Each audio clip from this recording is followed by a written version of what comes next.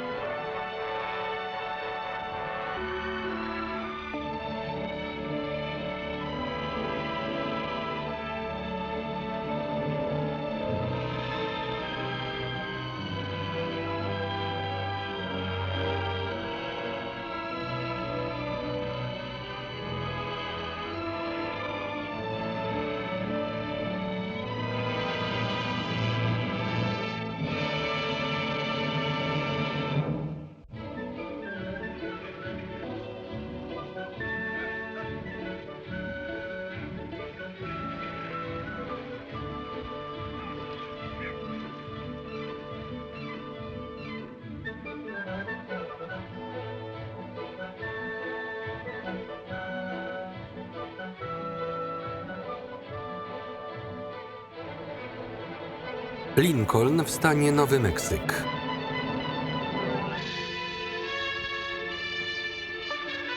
Pat Garrett, szeryf hrabstwa Lincoln.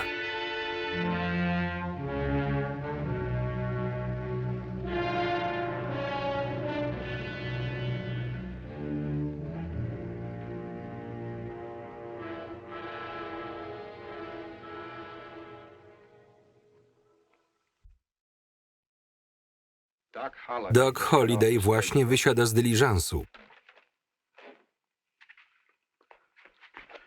Mamy pójść z tobą?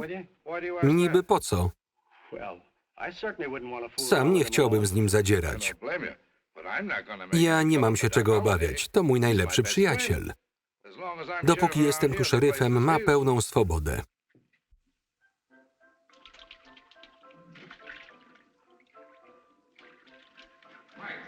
Szukam Doca Hollidaya. Jestem tu, Pat.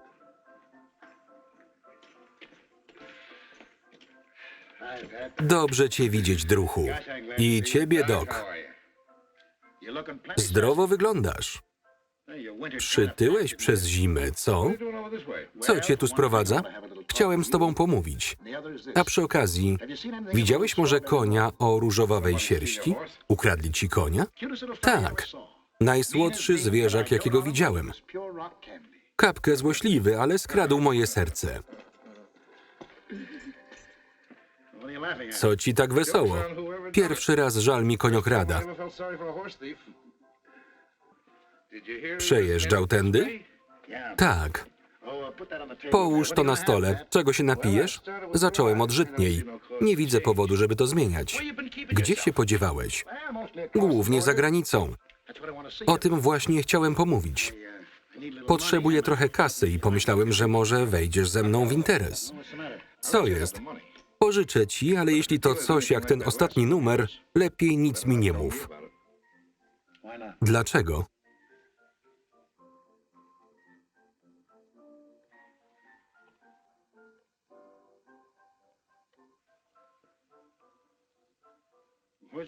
Co to robi na twoim pasku? Przypięli mi to całkiem niedawno. W życiu nie pomyślałbym, że taka fucha cię zadowoli. Trzeba kiedyś się ustatkować. Mike, widziałeś może deresza o wyjątkowej różowej sierści? Różowej? Wysoki na jakieś 1,30 m, słodki jak biedroneczka. Chyba widziałem takiego, jak zaczynałem pracę. Gdzie? Przed gabinetem dentysty. Gdzie to? Pokażę ci.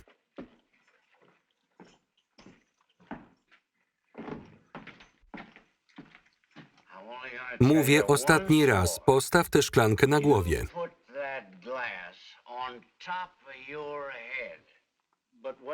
I co wtedy zrobisz? Po prostu postaw ją na głowie, zobaczysz. Najlepszy sposób na łupież. Zaczekaj, Doc. Cześć, Fred. Cześć, Pat. Wciąż go używasz? Mój niezawodny numer. Zawsze działa.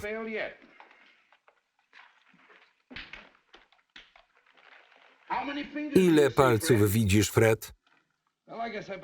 Lepiej zabiorę go do aresztu, niech tam wytrzeźwieje. Gabinet dentysty jest na rogu, zaraz dołączę.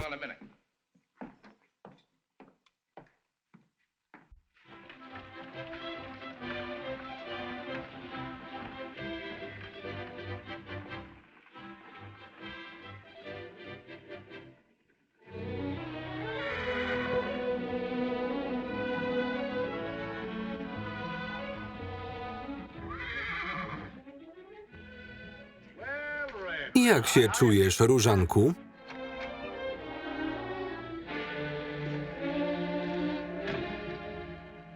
Witam. Ładnego masz konia, prawda? Skąd go masz? Kupiłem w Santa Fe. A co? Ktoś ukradł mi go w Sakorze. Gdyby nie te 2 kolty, powiedziałbym, że wyglądasz na małolata.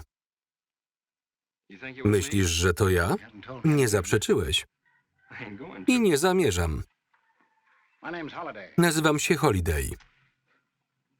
Doc Holiday? Słyszałem o tobie. Ale spokojnie, nie wykorzystam mojej przewagi. Sądzę, że będzie odwrotnie. Jak cię zwą, chłopcze? Bonnie. William Bonnie. Billy Kid, prawda? Dalej uważasz, że ukradłem ci konia? A ile za niego dałeś? Ta informacja i tak nic nie zmieni. Dlaczego? Lubię go i się do niego przyzwyczaiłem. Ja też. Rozumiem to. Jazda na nim to jak bujanie się w fotelu. Posłuchaj, chłopcze, słyszałem, że jesteś niezły. O tobie mówią to samo. Odsuniesz się? Jesteś dość pewny siebie, co? Nie ma sensu robić tego całego zamieszania na darmo. Racja. Hej, Doc. Jakieś postępy? I tak, i nie. To twój koń, prawda? Był. To dopiero zuchwałość. Odprowadzę cię do aresztu, zanim wieść się rozniesie. Chodź. Dzięki za cierpliwość, Doc. Nie ma sprawy. To tylko dzieciak. Uznałem, że dasz sobie radę. Mówiłem, że idziemy, nie słyszałeś? Słyszałem. Nie idzie ci dużo lepiej niż mnie. Chwileczkę. Przedstawię was sobie. Billy to mój stary przyjaciel Pat Garrett. Pat to pan William Bonnie.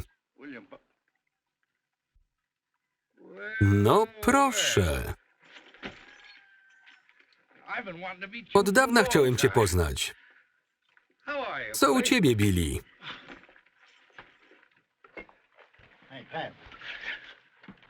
Ile widzisz palców? Tego powinieneś używać tylko wobec przyjaciół. Odstawy swojego konia, nie przerywajcie sobie. Do tyłu, mały. Ty, zostaw go, nie warto.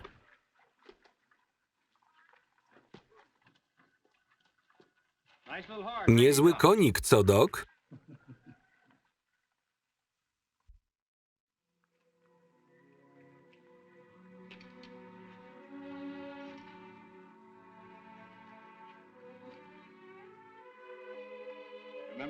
Pamiętasz mnie? Gdzie pan Garrett? Odesłałem go do domu. Chciałbym z tobą porozmawiać. Rozmawiam tylko z tymi, którzy rozdają karty w grze. Masz wszystko dobrze przemyślane. Nierozsądni długo tu nie żyją. Pewnie tak. Dlaczego myślałeś, że Pat chce cię uderzyć? Bo to pierwszy raz, gdy szeryf chciał uścisnąć moją dłoń. Usłyszał, jak mówisz, uścisnąć dłoń.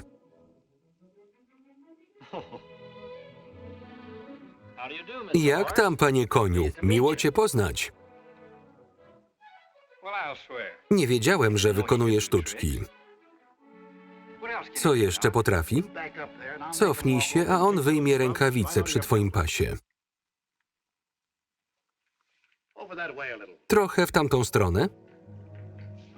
Jeszcze krok w tył. Koniec zabawy, chłopcze. Podnieś ręce. Jego broń, Doc.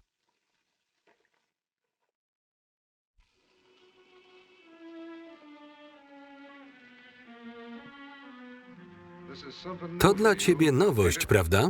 Co? Być aresztowanym za kradzież koni. Wiesz, że nie ukradłem tego konia bardziej niż ty. W żartach nierzadko mijamy się z prawdą, Billy.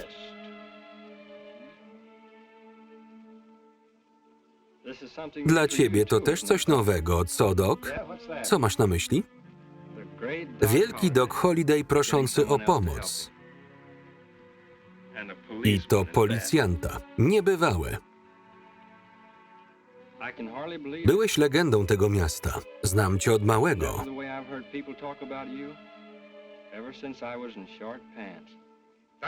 Dość tego.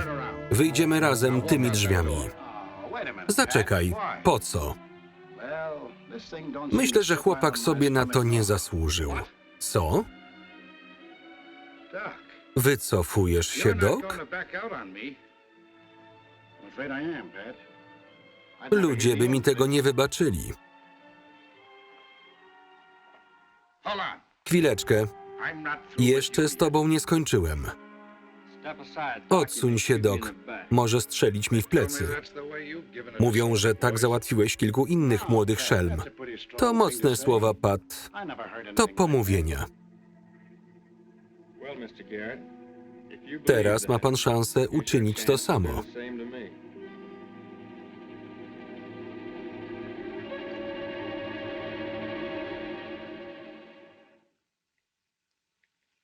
Idziesz, Doc?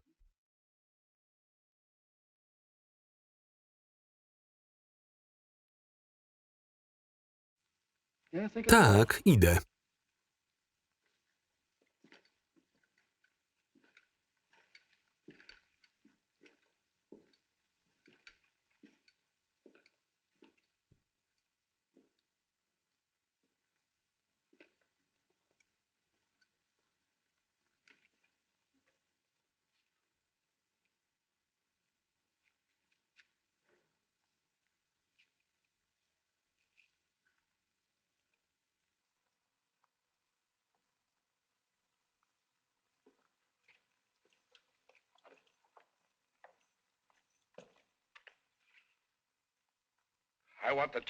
Macie obaj opuścić miasto do zachodu słońca. A w czym ja zawiniłem? Masz prawo sam wybierać przyjaciół, Doc. Kiepska sprawa. Pat wie, że dyliżans złapie dopiero jutro, a jestem tu pieszo. Czyż nie? Nic podobnego. Mówisz poważnie? Pewnie. Znajdziemy ci innego konia.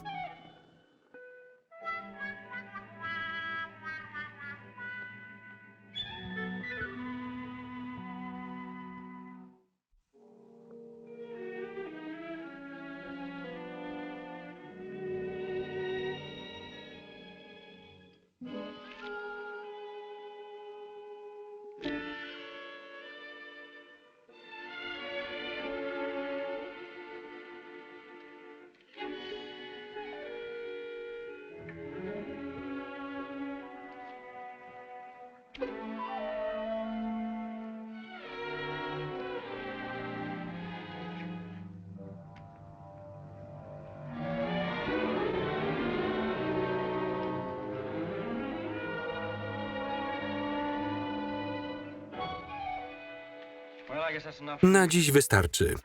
Wszystko przegrałeś? Nie wszystko.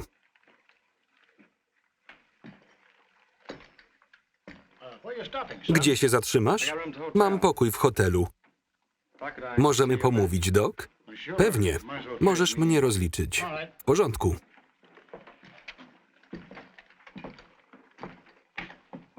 O co chodzi, chłopcze? Bez urazy, ale ten ostatni as, którego dobrałeś... Co z nim? Chyba widziałem go na spodzie talii.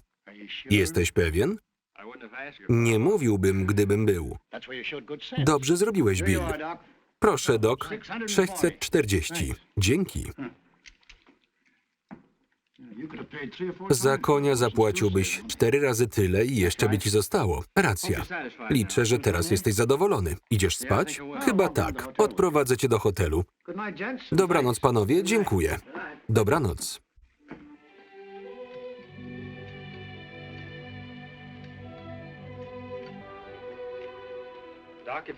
Jeśli nie masz jeszcze noclegu, możesz przenocować u mnie. Nie trzeba, mam tu kobietę. Wraz z ciotką właśnie wprowadziła się do miasteczka. Ty masz dziewczynę, Billy? Ja nie mam nic. Poza tym koniem. Nie nabierzesz mnie. Taki przystojniak musi mieć jakąś pannę. Nie ufam im. Jesteś za młody, żeby tak mówić. Już kilka ich poznałem. I wszystkie cię skrzywdziły? Tak, wszystkie. Przykro mi, Billy. Nie miałeś z nimi łatwo, co? Skoro ten koń tyle dla ciebie znaczy, podaruję ci go. To bardzo miłe z twojej strony, dzięki. Nie ma sprawy, do jutra. Dobranoc.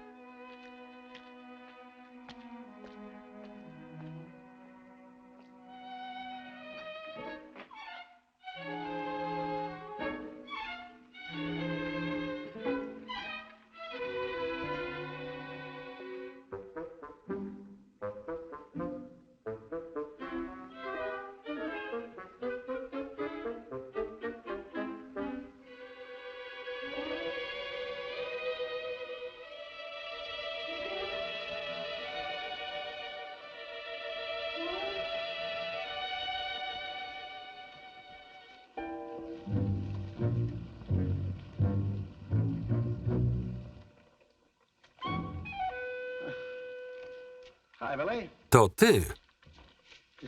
Pomyślałem, że pożegnam się z nim. Kiedy skończysz, możesz go odstawić do boksu. Dobrze. Dobranoc, Różanku, do jutra. Bez buziaka? On nie lubi czułości. Wejdź do boksu, mały.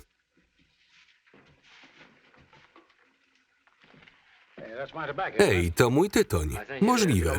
Nie będziesz miał nic przeciwko, jeśli go zabiorę?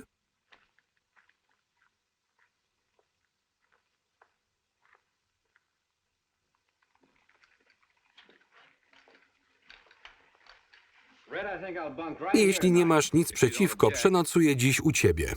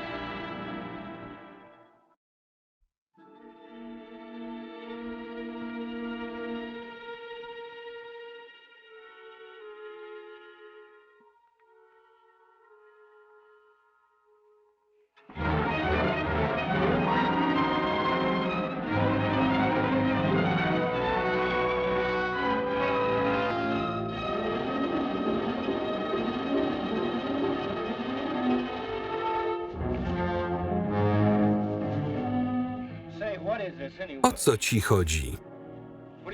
Dlaczego do mnie strzelasz? Oszalałaś?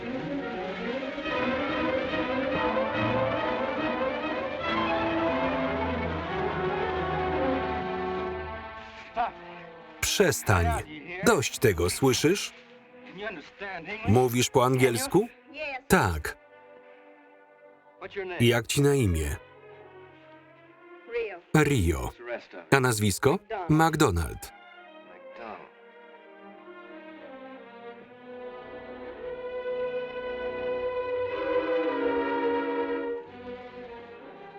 Skąd jesteś? Nie twoja sprawa. Skąd tu przyjechałaś? Z Sakory. McDonald. Tak, pamiętam. Kim był dla ciebie? Bratem.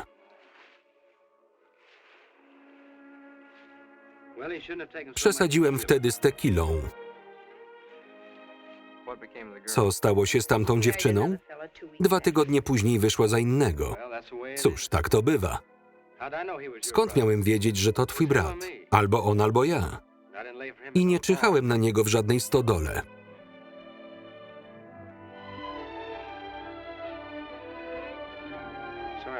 Przepraszam, że byłem niedelikatny. Nic mi nie jest. Na pewno? Szkoda, że nie wiedziałem. Czego? Że to był twój brat. A co to ma do rzeczy? Może nie starałbym się tak bardzo o tamtą pannę. Nie wierzę ci.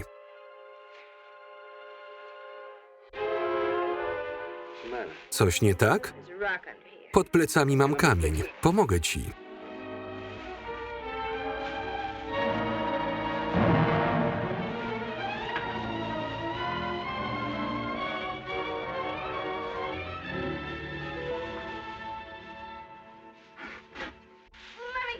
Puszczaj!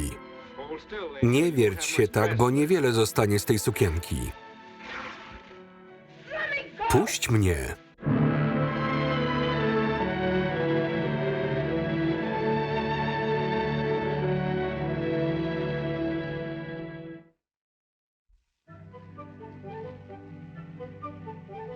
Nie zrobił tego. Właśnie, że zrobił. Naprawdę słyszałeś krzyki? O tak, ja też. Więc to nie Billy Kid.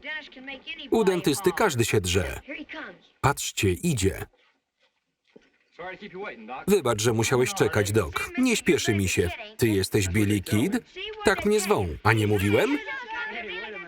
Powoli, nie wszyscy naraz. Naprawdę kropnąłeś 20 ludzi? To prawda, że w torbie nosisz skalpy Indian? Musiałem je wyrzucić, dorwały je mole. Trzeba wyprawić skórę. Mówisz? Tak mówi tata. Co robisz z tym patykiem? Próbuję zdjąć korę, żeby zrobić gwizdek. Osuszyłeś go? Aż prawie wysechł na wiór. Przestrzelisz go na wylot? Połóż go na tamtym słupku. Mogę trzymać? Ale trzymaj mocno. Pewnie. Billy, nie musisz mi nic udowadniać. Wiem, Doc. Nieco wyżej. Jeszcze trochę. Trafiłeś.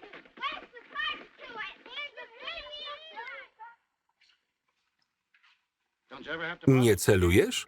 Celowałem. Kiedy? Zanim wyjąłem broń.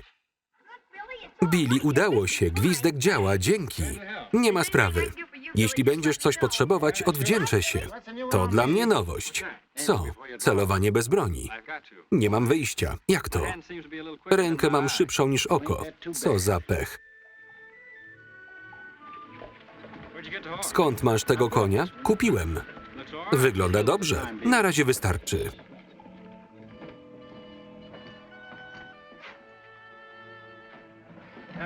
Szynka z jajkami, smażone z obu stron. Dla mnie to samo, ale z jednej.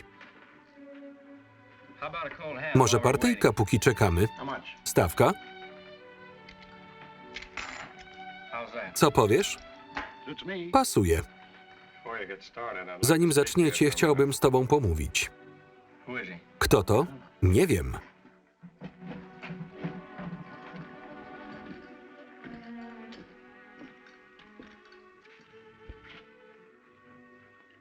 Czego chcesz? Chodźmy na zaplecze. Po co? Nie znasz mnie, ale mamy wspólnego znajomego. Niby kogo? Nie lubię gościa tak samo jak ty. Gareta? Otóż to.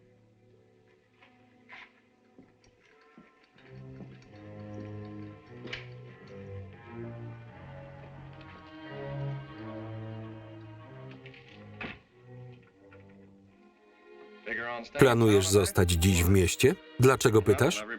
Wszyscy wiedzą, że Gareth kazał ci wyjechać. Prędzej czy później będziesz mieć problemy. Pomyślałem, że ci pomogę.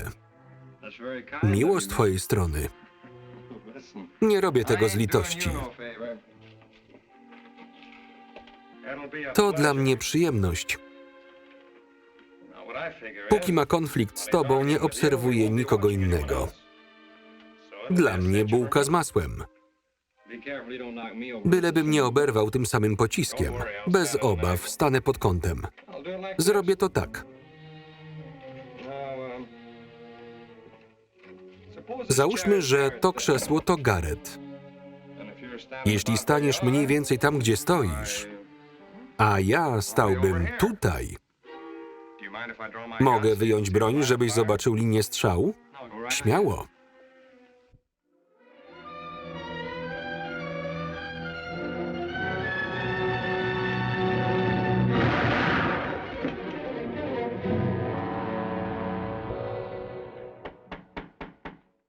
Billy, to ja. Wejdź, Doc. Co się stało? Chciał mnie oszukać. Znałeś go? Kręcił się tu, próbując namówić Garetha, by zrobił go zastępcą. Pewnie liczył, że jak cię złapie, zostanie bohaterem, zastępcą szeryfa czy nawet gubernatorem. Lepiej stąd uciekaj, chłopcze. Dlaczego to on mnie zaatakował? Gareth raczej tego nie kupi. Zobaczymy.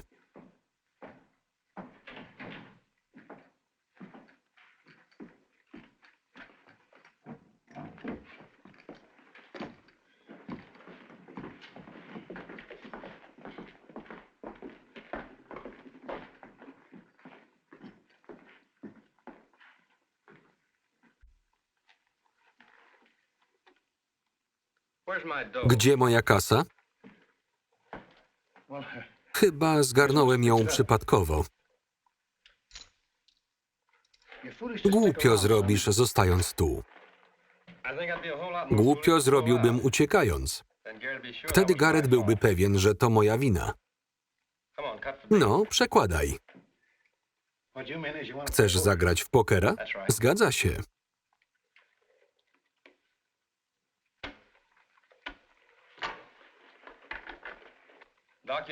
Chyba nie martwisz się o to, że pobije się z Garethem. On potrafi walczyć. Znam go lepiej niż ty.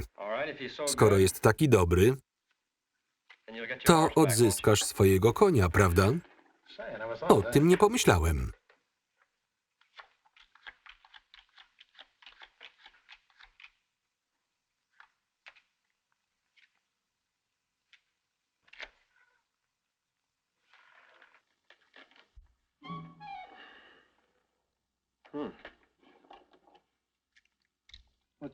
Co jest?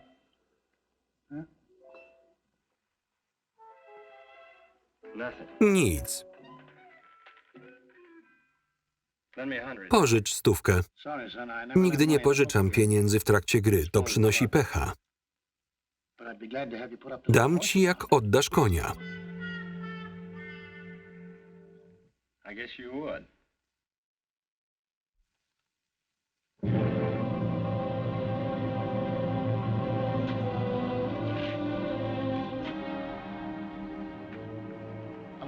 Cześć, Pat.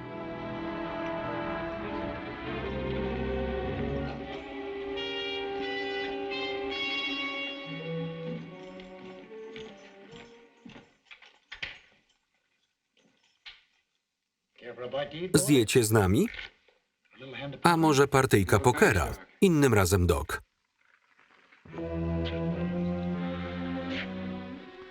Byłeś tam, jak to się stało? Nie. Ale to ten gość pierwszy wyciągnął broń. Skąd wiesz? Jego rewolwer leżał na ziemi. To żaden dowód.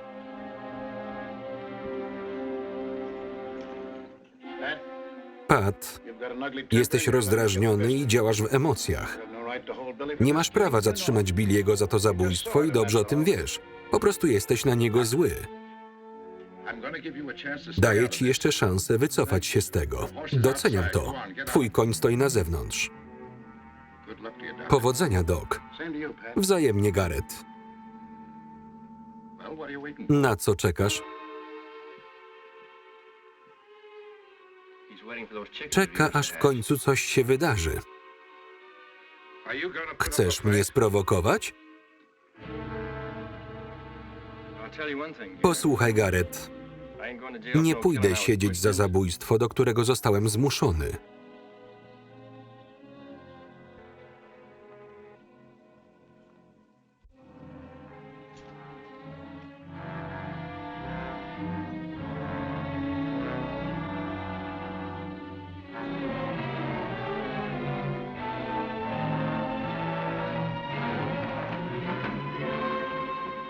Dzięki, Doc. Co ty kombinujesz?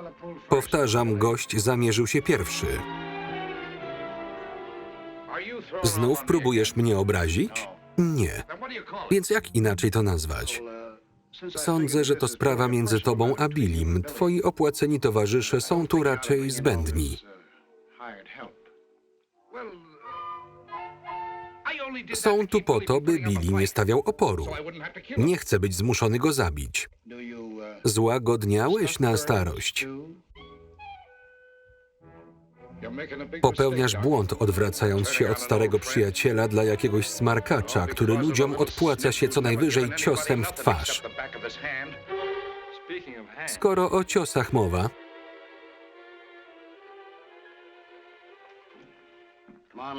wynośmy się stąd, zanim dojdzie tu do rękoczynów. Nie zmusi mnie do wyjazdu z miasta. Jeśli chcesz dopiąć swego, droga wolna. Ja biorę twojego konika i ruszam.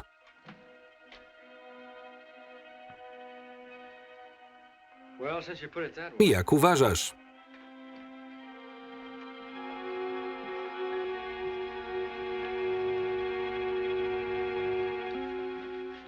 Idź, chłopcze.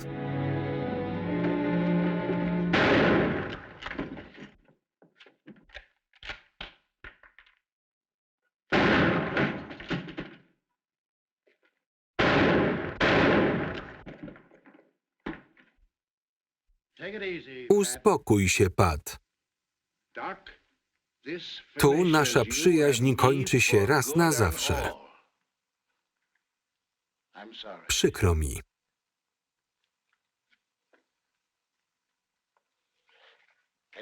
Możesz wstać? Sam nie wiem. Dasz radę jechać? Chyba tak.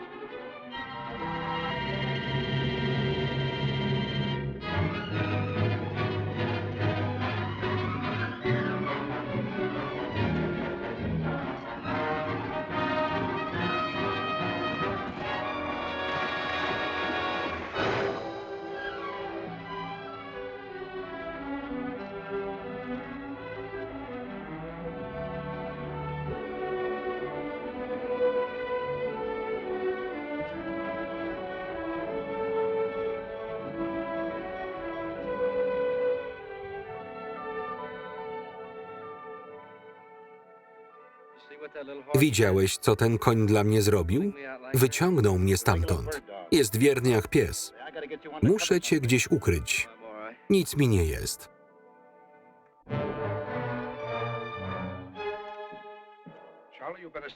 Lepiej zostań i rozejrzyj się po mieście. Chłopak oberwał, daleko nie zajdzie. Chodźmy.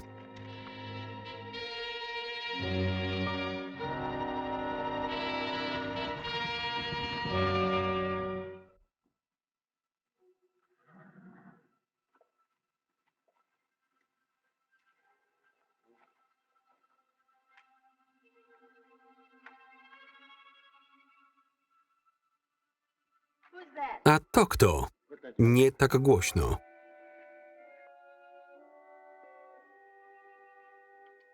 Dog. Weź stąd konie.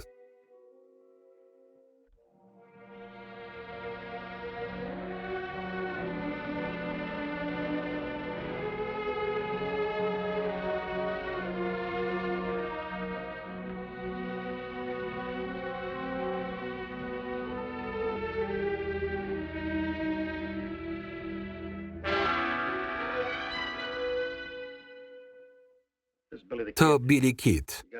Mocno oberwał w lewy bok, ale kula nie uszkodziła organów i wyszła z tyłu.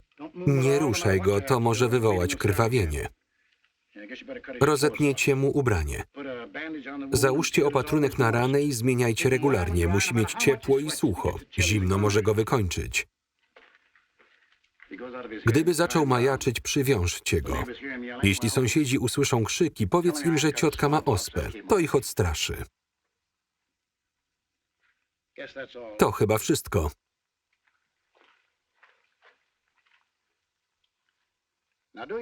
Zróbcie co w waszej mocy dla tego chłopaka. Jeśli nie będę mógł wrócić, poślę wiadomość z informacją, gdzie jestem. Potem Billy zabierze was ze sobą.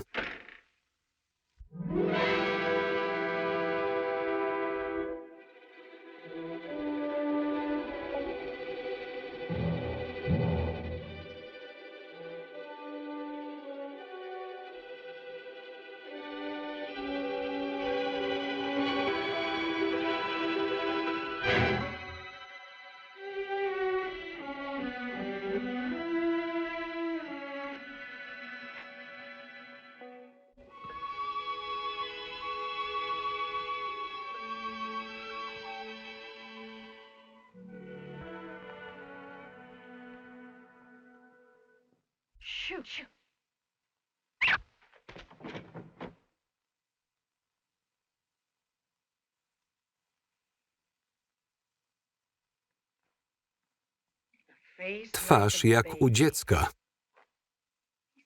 Jest bardzo rozpalony. Nie bardziej niż niegdyś twój brat Julio. Znów jest cały mokry. Przynieś prześcieradła, ciociu. Przynieś sobie sama. O co ci chodzi? Nie zamierzam ruszyć palcem dla niego.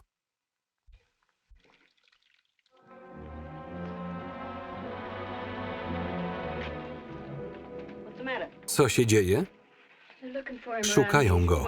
No cóż, szkoda.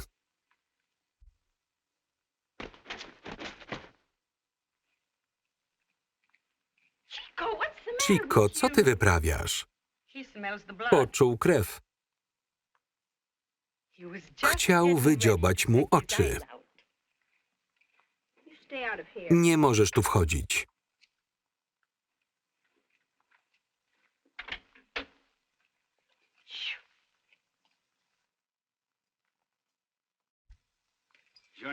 Panna McDonald? Po co panu to wiedzieć? Nie powie mi pani? Tak, to moje nazwisko, a co? Pani ojciec nazywał się Angus? Tak. Jestem Charlie Woodruff. Pracowałem z nim, gdy był burmistrzem Sekory. Byłam wtedy małą dziewczynką. Charlie, ciocia Guadalupe. Jak zdrowie? W porządku, dziękuję. Przytyło ci się, Charlie. Co cię tu sprowadza? Pracuję z szeryfem. Szukamy niejakiego Billy'ego Kida. Uciekaj stąd.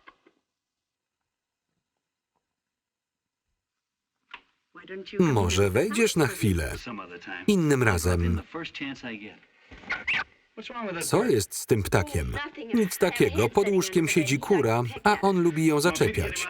Mam go stąd wyrzucić? Lepiej nie, mam tam bałagan. Dopiero co wstałyśmy. Miło było pana poznać. Wzajemnie. Do widzenia, ciociu. Odprowadzę cię. Innym razem jedzenie stygnie. Do widzenia. Doigrałeś się.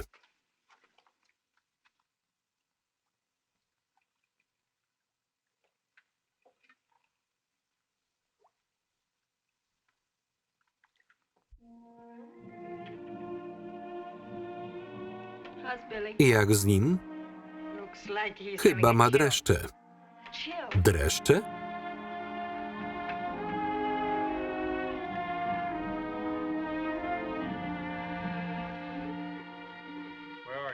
Gdzie jesteś? Tuż obok. Nie odchodź. Nigdzie nie idę. Tak mi zimno. Ogrzejemy cię. Nie zostawiaj mnie. Tylko na chwilkę.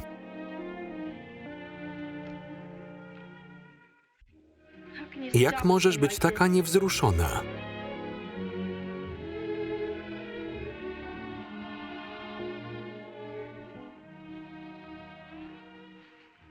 Jesteś na mnie zła. Nie jestem. Jesteś. Wcale nie. Dlaczego się kryjesz? Zaraz wracam. Gdzie tamta butelka whisky? Wypiłam, gdy męczył mnie kaszel.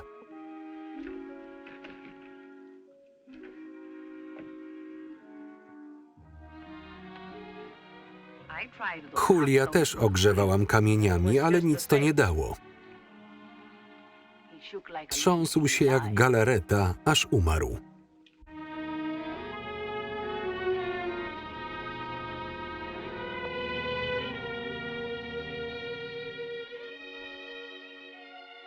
Wynoś się stąd i zamknij drzwi.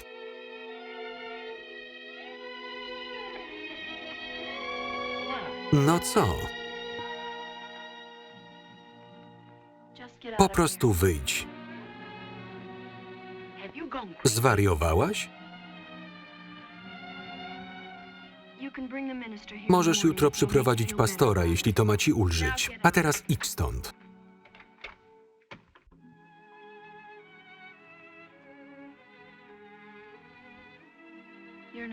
Nie umrzesz. Ogrzeję cię.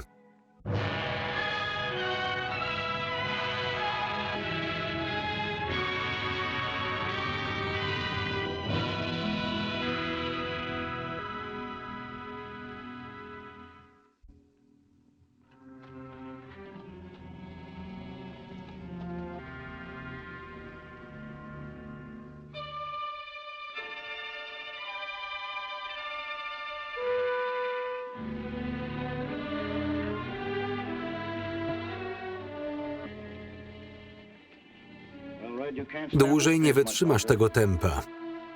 Będę musiał jakoś spowolnić tych chłopców.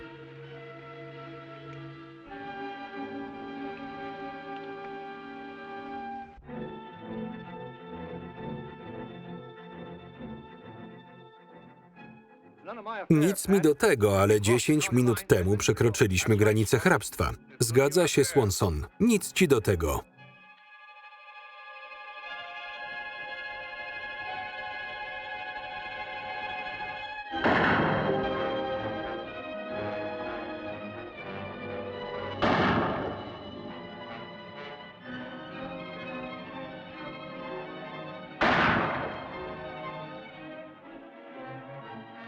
Rozdzielić się. Wszyscy za skały.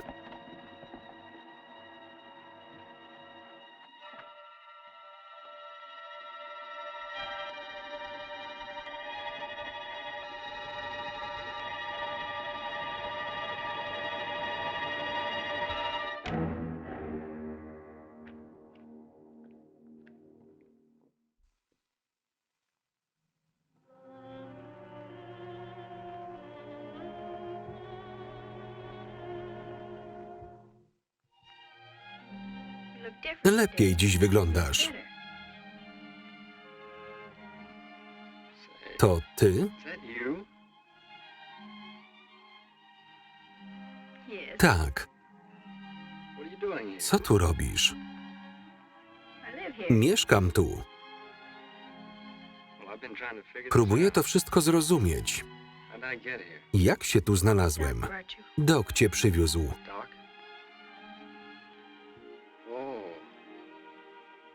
Jesteś jego dziewczyną? Tego się nie spodziewałem. Uważaj na ranę, możesz sobie zaszkodzić. Przypomniałem sobie. Wczoraj dostałem kulę, prawda? Wczoraj? To było miesiąc temu. Byłeś bardzo chory. Miesiąc? To kawał czasu. A co z Różankiem? Różankiem? Dobrze się nim opiekowałaś? O czym ty mówisz? Doc nie zostawił tu mojego konia? Nie. Nie sądziłem, że mi to zrobi. I to za moimi plecami.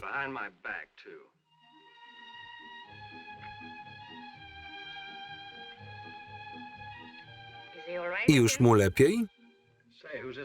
A kim jest ta urocza landrynka? Moja ciocia Guadalupe. Miło mi, ciociu. Macie może kanapki z szynką?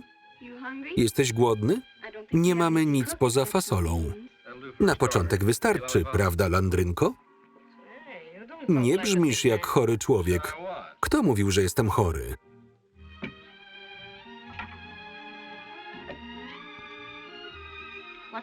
Czym jest ta cała landrynka? To coś słodkiego. Słodkiego? Jak cukierek.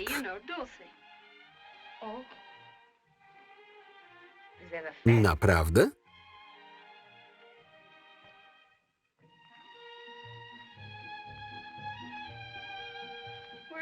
Dokąd idziesz? Sprawdzę, czy mamy jakieś świeże jajka.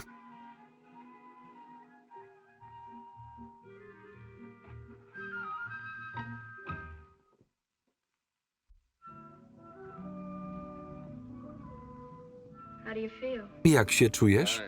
Dobrze. Zjemy coś? Przecież jadłeś niecałą godzinę temu. Naprawdę? Podasz mi moje ubranie? Chcę się tu trochę rozejrzeć. Po co? Nie spędzę całego życia w łóżku. Poza tym chcę sprawdzić, gdzie mój pierścień. Pierścień? Miałem go na tym palcu i zniknął, co mnie martwi.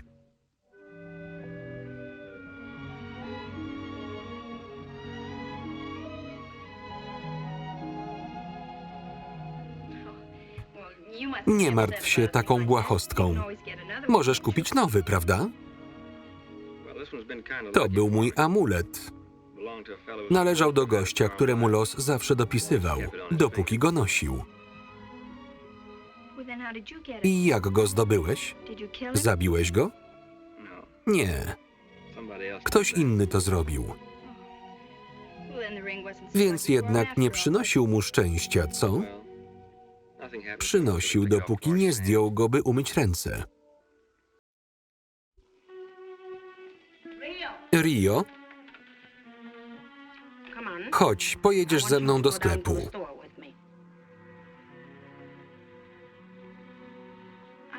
Muszę zrobić pranie.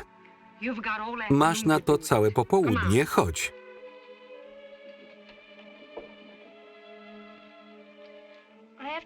Muszę tylko poprawić włosy. No dobrze, byle prędko. Musisz z nią jechać? Lepiej jak pojadę. A jeśli znów ktoś przyjdzie? Jak ten twój znajomy zastępca szeryfa? Racja. Pójdę powiedzieć cioci.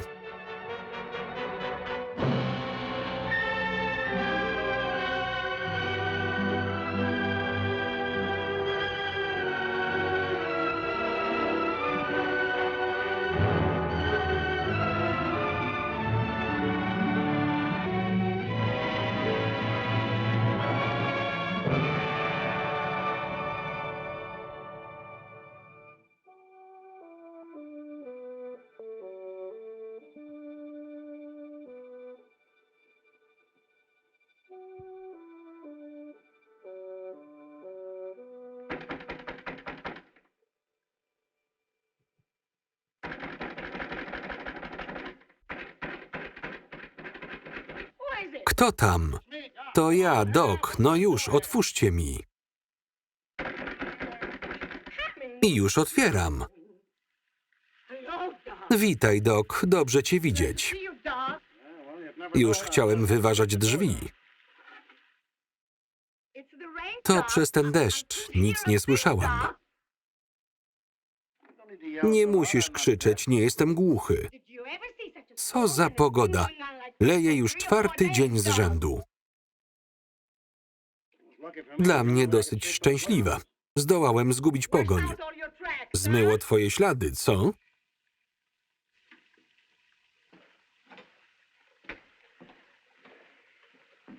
Głodny? Pierwszy raz od dawna mam okazję usiąść. Jak Billy? Dobrze. Od tygodnia wstaje z łóżka. Wspaniale. A gdzie Rio? Rio? Więc to dlatego tak krzyczałaś. Zawołam ją, zaczekaj. Narobiłaś już wystarczająco hałasu.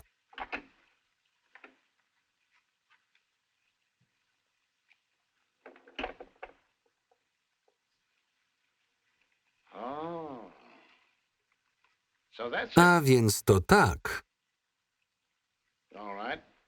Gdzie on jest? Ubiera się. Może mu nieco pomogę. Doc, nie. Pozwól mi najpierw wyjaśnić. Co w ciebie wstąpiło? Byłaś pijana? Co z tobą? Nie wiem. To diabeł mi zrobił to samo. Potrafi oczarować absolutnie każdego. Historia stara jak świat. Nie mów tak. Liczyłaś, że dam wam moje błogosławieństwo? Czemu nie? Jestem jego żoną. Co takiego? To prawda, Doc. Ale mu nie mów, proszę. Komu? Billiemu. On o tym nie wie? Nie. To jak możesz być jego żoną? Nie był wtedy przy zmysłach. Nie zrobiłabym tego, ale myślałam, że umiera. I pewnie by umarł, gdyby nie ty. Nie chcę jego wdzięczności.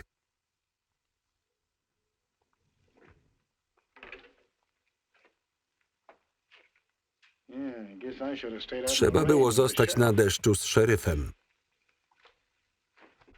Zrób mi kawy. Dobrze, Doc. Dobrze, że liczysz na wdzięczność.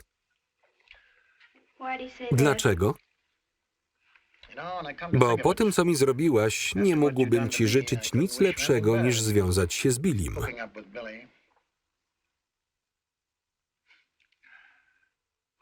Co masz na myśli?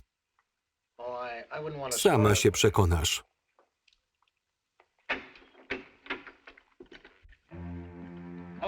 Witaj, Doc.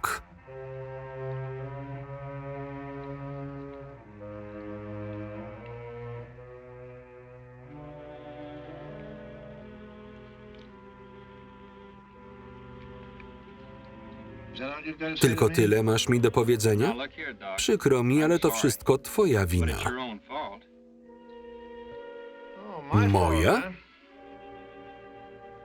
A kto mnie tu przywiózł? Chcesz zwalić winę na mnie? Najpierw zabierasz mi konia, potem dziewczynę, a to wszystko moja wina. Jest coś jeszcze. Wziąłeś ze sobą różanka, prawda? To twoja wymówka? Całkiem sensowna.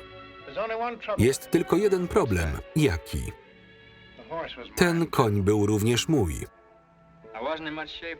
Nie byłem wtedy w najlepszej formie, żeby się o to spierać. Masz rację. Ale choremu na niewiele by się przydał, prawda?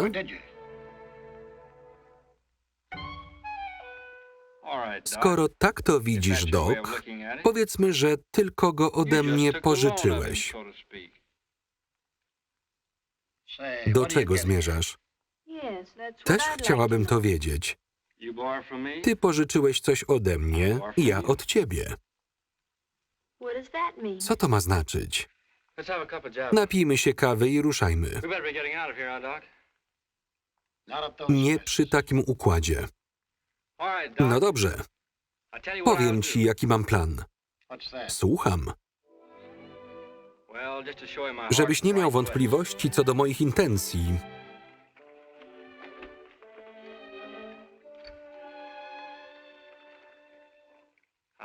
Pozwolę ci wybrać.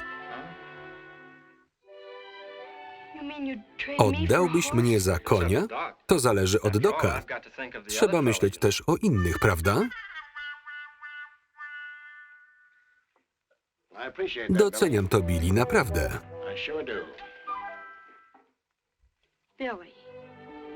Nie mówisz poważnie, prawda?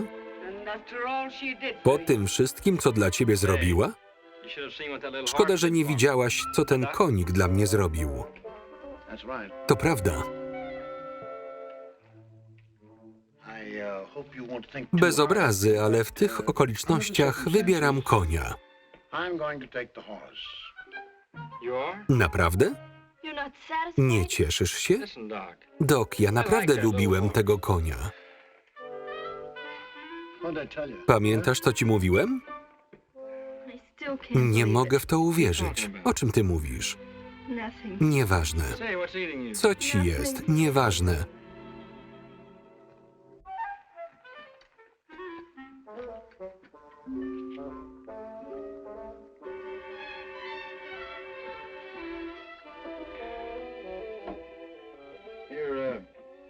Nalej nam proszę świeżej wody. Rzeki są całkiem zamulone. A jedzenie?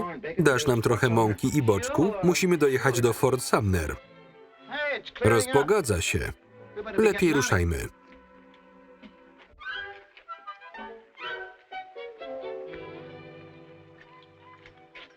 Pożyczysz trochę kasy?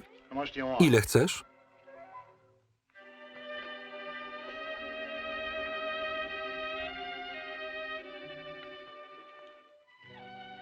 Jakieś 50 dolców.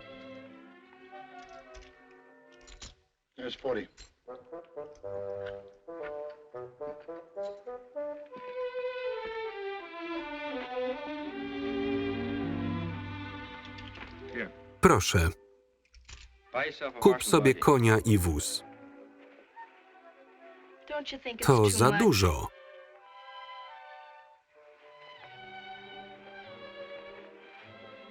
Daj 20 cioci, jeśli chcesz.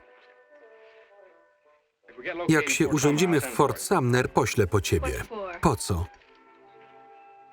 Nie znoszę rancherskiego jadła.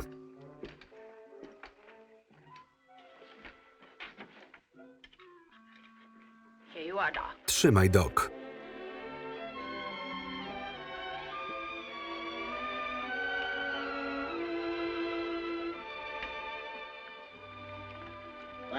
Dziękuję. Do widzenia. Do widzenia. Żegnaj, landrynko. Żegnaj, Billy. Uważaj na siebie. Ty na siebie również.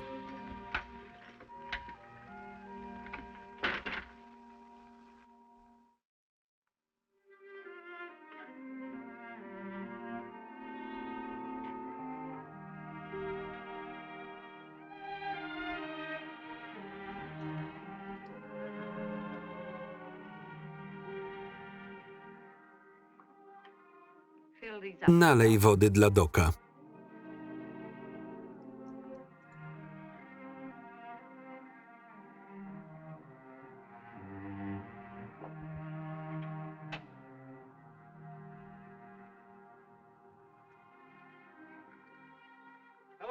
Witaj, stary druhu. Tęskniłeś za mną?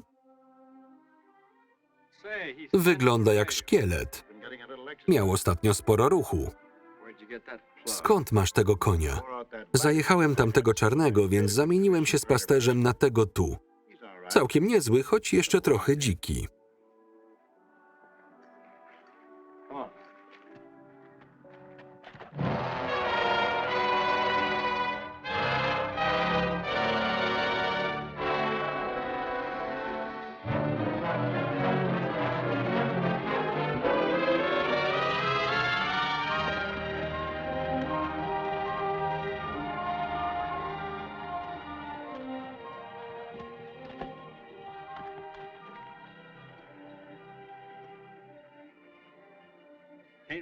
Czyż on nie jest cudny?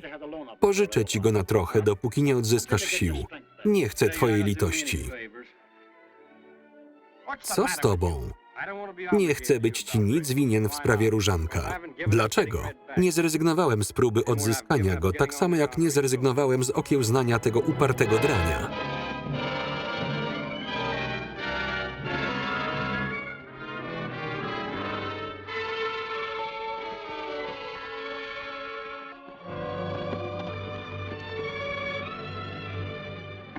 Żegnaj, Rio.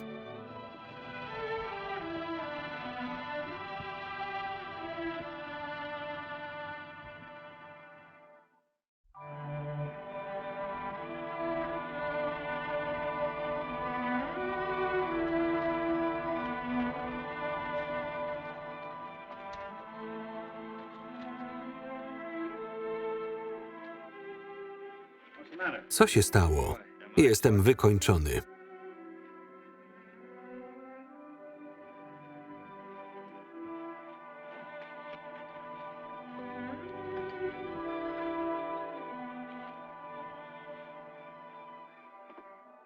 Czego szukasz? Tytoniu.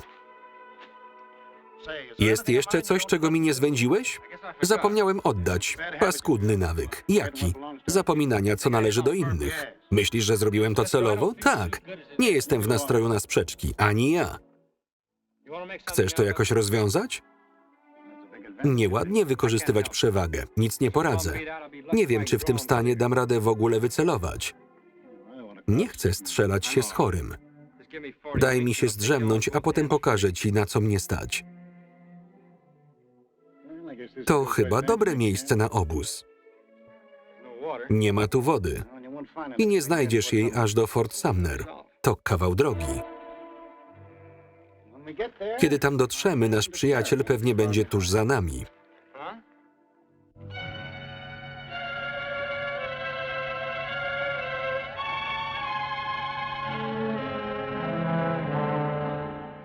Garrett? Skąd wiesz, że to on? Rozpoznam go i z większej odległości. Nie ścigałby nas w pojedynkę. Może stracił już zbyt wielu ludzi. Czemu go nie sprzątnąłeś? Próbowałeś chociaż? A jak myślisz? O to pytam. Nic innego nie robiłem. Tylko kto naprowadził go na nasz trop? Może ktoś widział, jak odjeżdżaliśmy, albo co? Nieważne. To była ona. Tak, Rio. Dlaczego zrobiła coś takiego?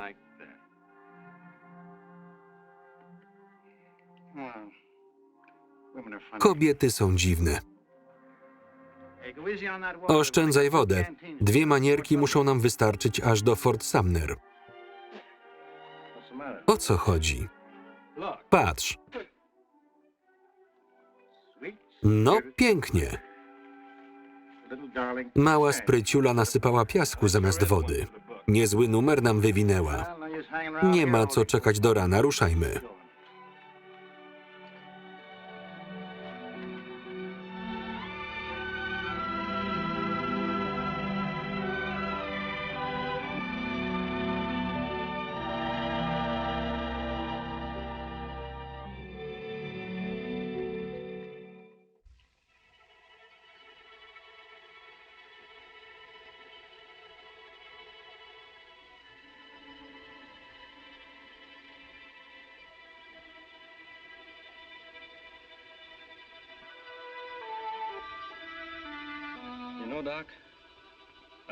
Chyba wypiję jeszcze jednego drinka. O czym ty mówisz? Żadnego dotąd nie wypiłeś. Nie, ale od godziny chodzi mi coś po głowie. Chyba wiem co, ale nic ci to nie da. Dam ci radę. Jaką? Nie zabijaj jej. Dlaczego? One wszystkie takie są. Nie ma rzeczy, której by dla ciebie nie zrobiły, albo której by ci nie zrobiły.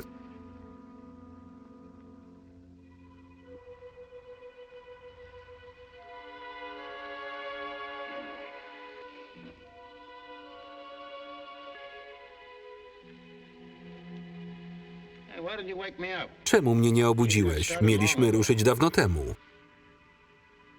Nie opuszczaj rąk. Witaj, Pat.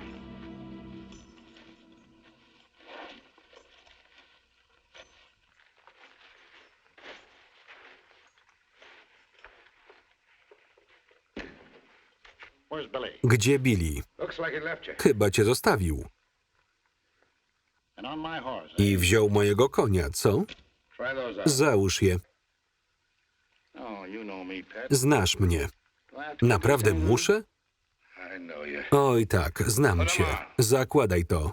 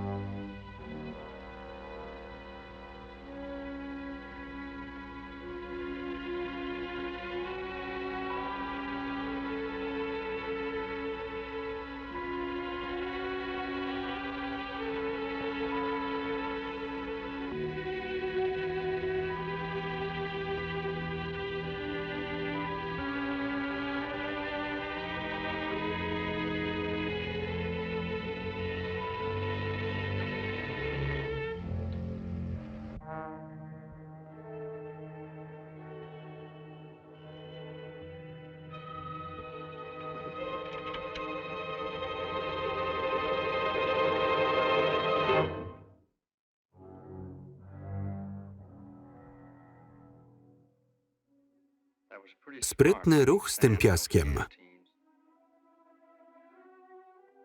Musiałam coś ci dać w zamian, prawda? A szeryfa posłałaś za nami tak dla pewności? Nic dziwnego, że przyszedł sam. Wystarczyło poczekać, aż słońce nas wykończy. Jak wróciłeś? Było ciężko, ale im bardziej myślałem, że znów cię zobaczę, tym łatwiej się jechało.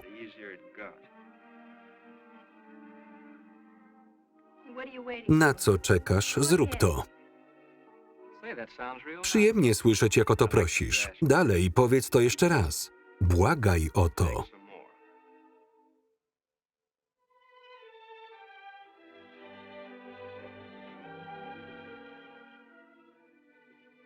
Co mam powiedzieć? Powiedz słodkie proszę. Proszę.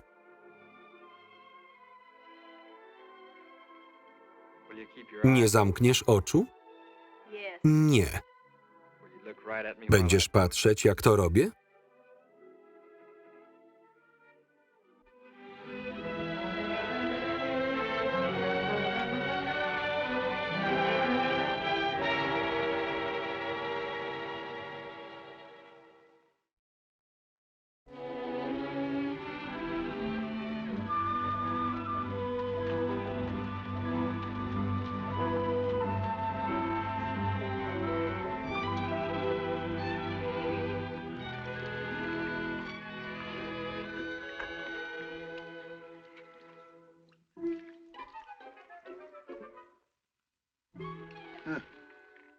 O co chodzi?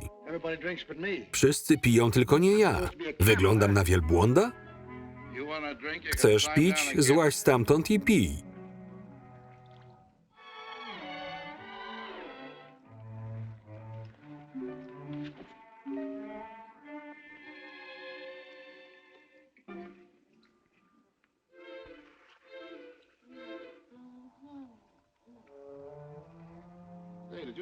Słyszałeś coś? Co to za ślady? Nie wiem. Za małe na człowieka. Tu jest kolejny. Tam też jest ich kilka.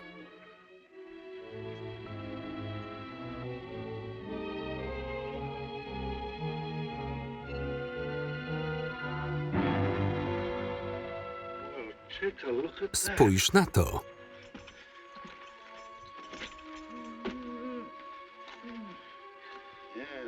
Stary indyjski sposób. Mocz surową skórę, żeby się skurczyła. Jeszcze godzinę i wisiałaby za nadgarstki. Trzeba przyznać, chłopak potrafi się mścić. Ustawił ją tak, żeby widziała wodę. Wyjechał niecałą godzinę temu, tam, w stronę gór. Wszystko dobrze? Lepiej usiądź. Nie martwcie się mną, ruszajcie za nim. Teraz go nie złapiemy. Dlaczego? Ma zbyt dużą przewagę, usiądź.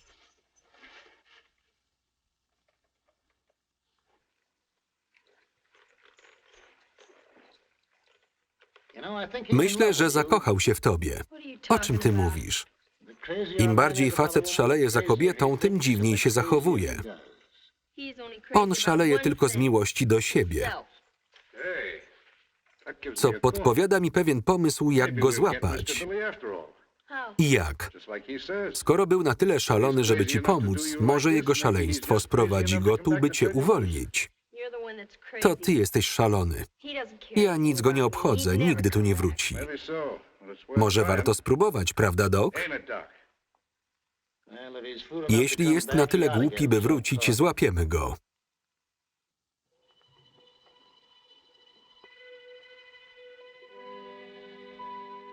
Nie oddychaj tak głośno. Niech ci będzie.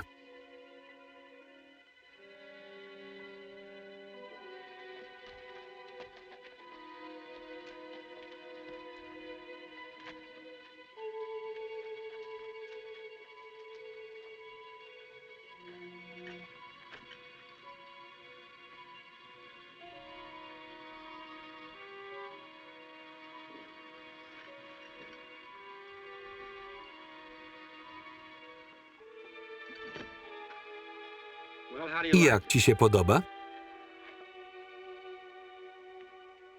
Myślałem, że związałem mocniej.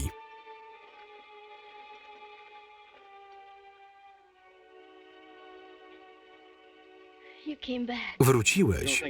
Nie wróciłem dla ciebie. Nie? Widziałaś Doka i szeryfa? Jesteśmy tuż za tobą, Billy. Ręce tam, gdzie trzeba. Dlaczego mnie nie ostrzegłaś?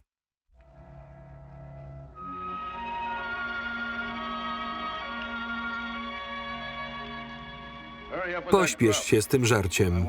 Chcę dotrzeć do miasta przed zmrokiem. Mam tylko 2 ręce. To może użyj obu. Zaraz jednej użyję na tobie. Masz świetną okazję, skoro mnie związali jak kurę. Znowu razem. Jak stara, szczęśliwa rodzinka. Byłbym już w połowie drogi do Fort Sumner, gdyby nie ty. Ja? Tak, ty. Daj papierosa.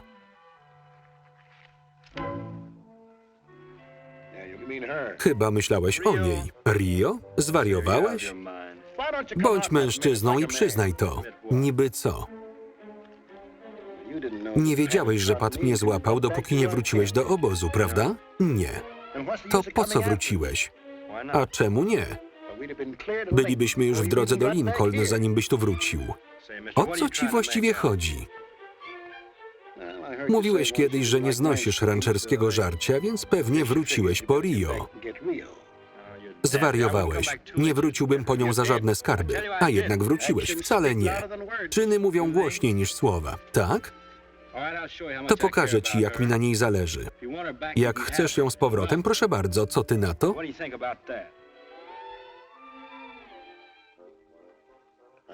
Nie chcę jej. Bydło nie pasie się po owcach. Słucham? Nazwałeś mnie owcą? Lepsze to niż koza czy małpa. Ty! Siadaj!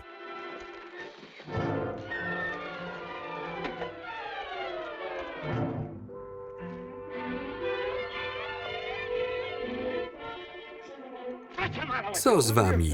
Nie twój interes. Uważaj, chłopcze. A więc tego chcesz. Czekałem tylko na pretekst.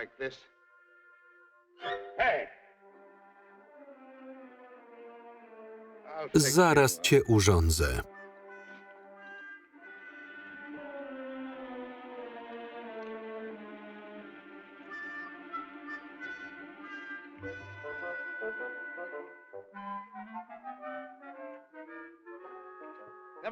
Nie gotuj nic więcej, zaraz ruszamy.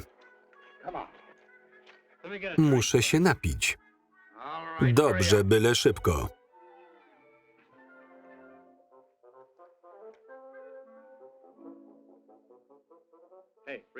Rio, potrzymaj mnie za ręce, żebym nie wpadł do wody.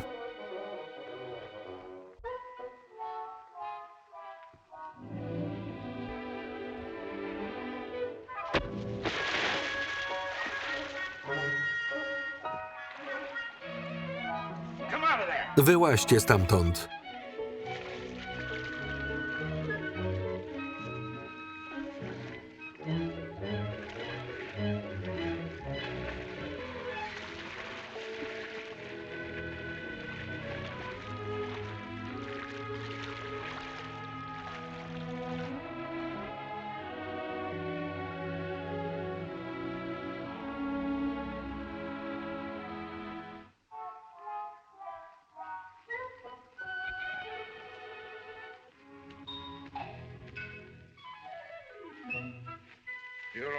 Dość już odpocząłeś, jedziemy.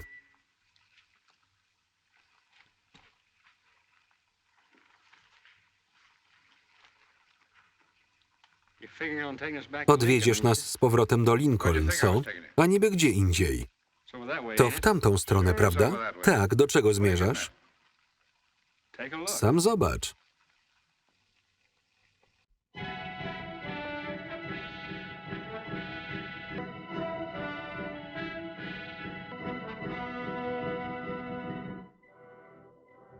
Doc, patrz.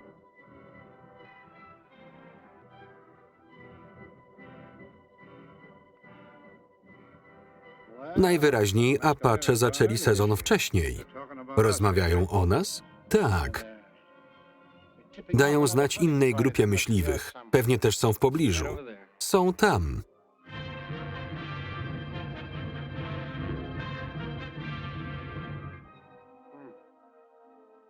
Otoczyli nas. Lepiej prędko ruszajmy do Fort Sumner. Nie licz, że będę gnał. Czemu nie? Nie jestem akrobatą. Liczę, że nie zrobicie niczego głupiego. Pewnie, Pat. Będziemy grzeczni.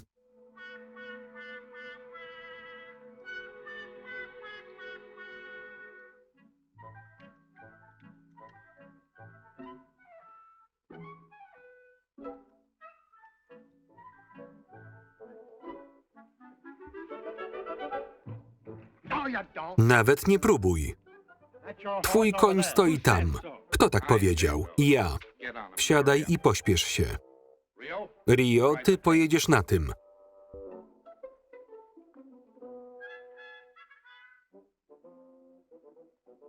Dzięki.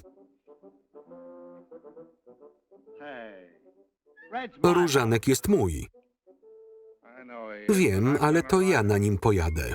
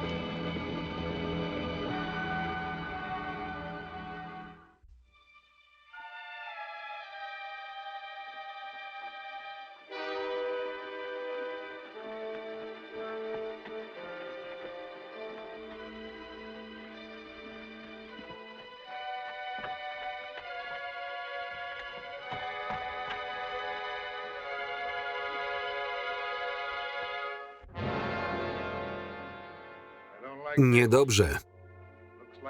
Wygląda na to, że Indianie jechali również tędy.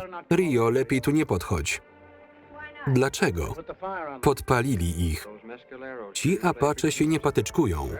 Hej, a to co?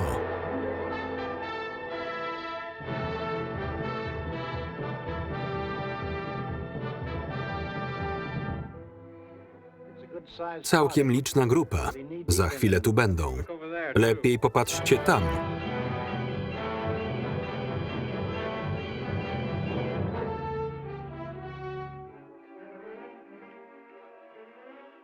Ej, co ty wyprawiasz? A jak myślisz, chcę swoją broń? Chwileczkę. Ostatnie, czego teraz nam trzeba, to kolejna kłótnia. Pewnie liczy, że mnie zastrzelą. Czemu nie? A co z nią? Nie mamy na to czasu. Przysięgnijcie mi tylko, że po wszystkim grzecznie oddacie mi broń. Pewnie, za kogo nas masz? Dopilnujesz, by on to zrobił? A kto mnie dopilnuje? Daję ci kredyt zaufania. Gdzie moje naboje? Masz. Co robimy? Stawiamy opór czy uciekamy? Tu nie ma szans na obronę. Mam pewien pomysł. Jaki? Róbcie dokładnie to, co ja.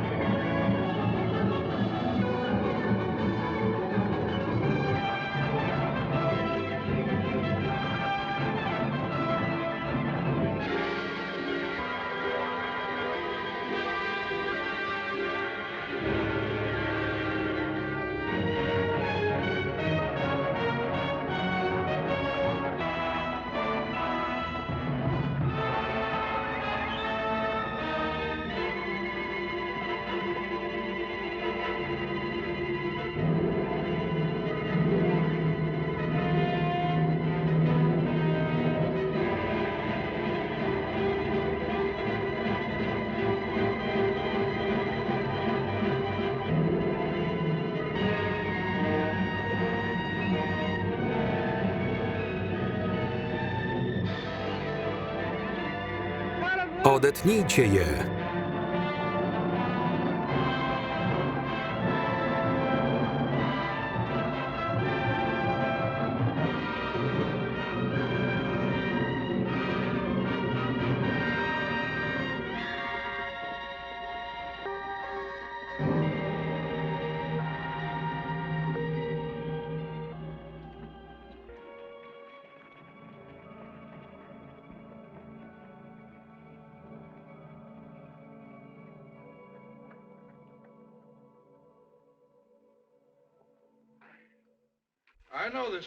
Znam to miejsce. Jesteśmy jakieś 40 mil od Fort Sumner. Pan Garrett, co pan tu robi o tej porze? Witaj, Pablo. Możemy tu przenocować? Oczywiście, zapraszam, zajmę się waszymi końmi.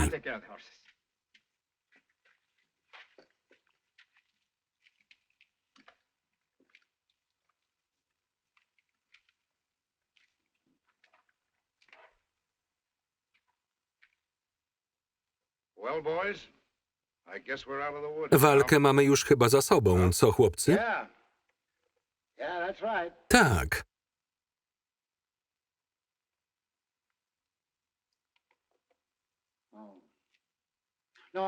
Właściwie nie jestem aż tak pewien.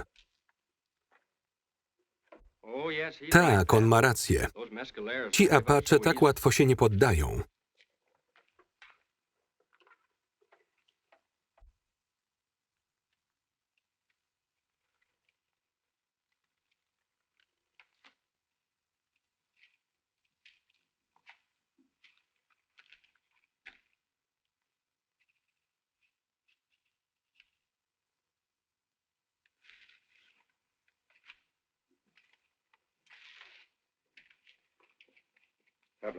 Pablo,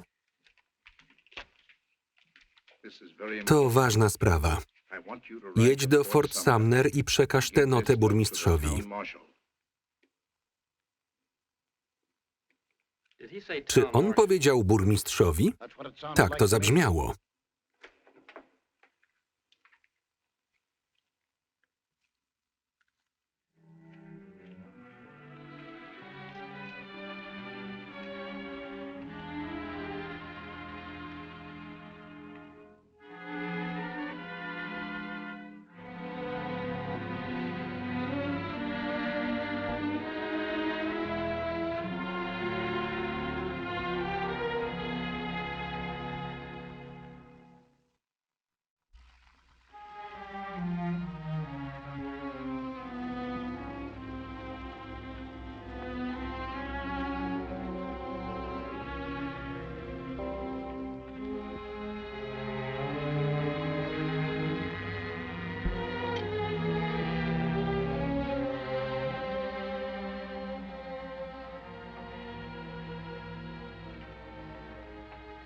Dziękuję, Rio.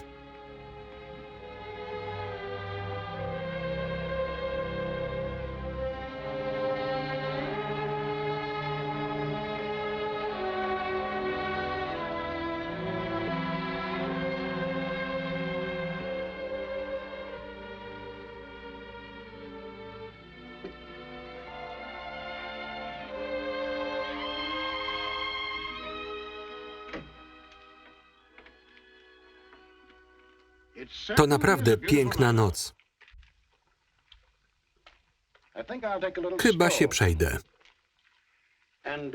Panowie, na wypadek, gdybyście zasnęli, zanim wrócę, życzę dobrej nocy. Chyba pójdę z tobą. Billy, dobrze się zajmowałeś moim koniem. Mogę przynajmniej pozwolić ci się z nim pożegnać. To bardzo miłe z twojej strony. Ja zawsze myślę o innych. Jeśli staniesz w tym progu i nie zrobisz niczego podejrzanego, możesz pomachać mu na pożegnanie. Innymi słowy, planujesz ucieczkę. Nie lubię uciekać po kolacji, ale wiesz jak jest. Hej, Doc. Szkoda twojego czasu, Pat. Nie zapomniałeś o czymś? Nie sądzę. Dobranoc wszystkim. Doc? Słucham? Obawiam się, że będziesz musiał mnie najpierw wysłuchać. Dlaczego?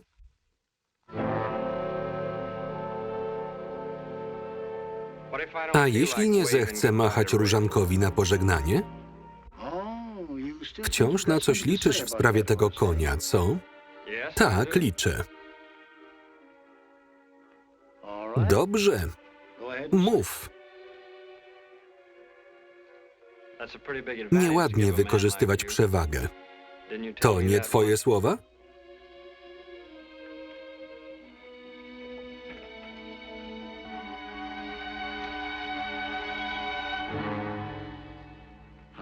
Co powiesz na to?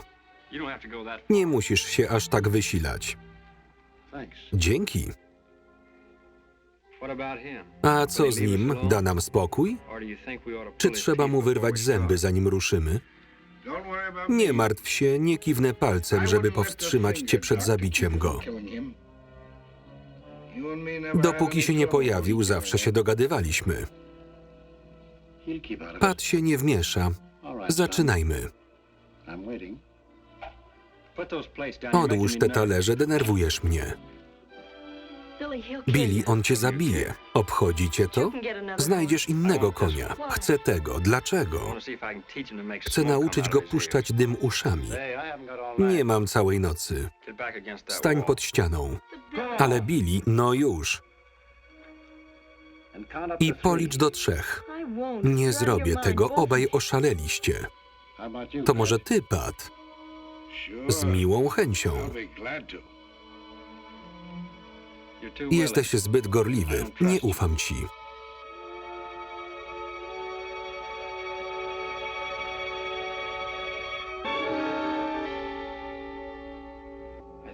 Czas odliczy nam ten zegar. Niech będzie. Zaraz wybije godzinę. Wyciągamy broń na ostatnie kuku? Dobrze.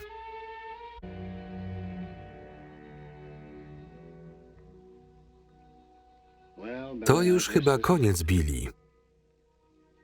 Mężczyźni są jak dzieci. Widziałeś kiedyś, jak 2 chłopaków siłuje się na podwórku? Popychają się, szturchają. Wygląda to jak walka. Tak naprawdę tylko się bawią. Potem zabawa się zaostrza. Pojawia się złość i któryś zawsze obrywa. Dla nas to właśnie ten moment. Ktoś oberwie. Jakikolwiek będzie tego wynik, nie żyw proszę do mnie urazy. Doc.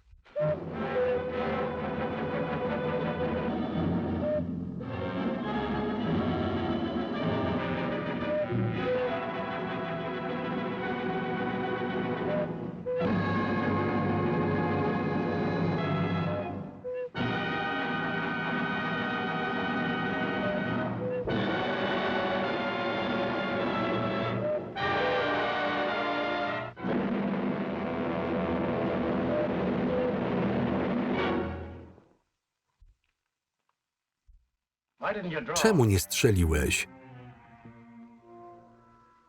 Zmieniłem zdanie. Stchórzyłeś. Wiedziałem, że nie dasz rady. Cisza. Czemu zmieniłeś zdanie? To kolejny podstęp? Po prostu mi się odechciało. Może się przejadłem? Może innej nocy ci się zachce, co? Kto wie? Niedobrze, Billy. Jeśli i tak mamy się kiedyś pojedynkować, wolę to zrobić teraz i mieć to z głowy. Chciałeś tego od dnia, gdy cię poznałem. Ja tylko czekałem, aż sam wybierzesz czas i miejsce. Wybrałeś dzisiaj. Więc zrobisz to sam, czy mam ci pomóc?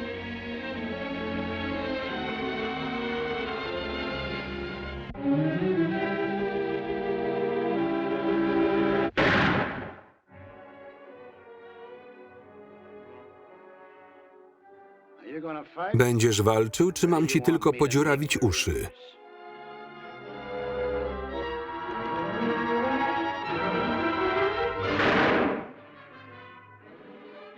Doc, zwariowałeś?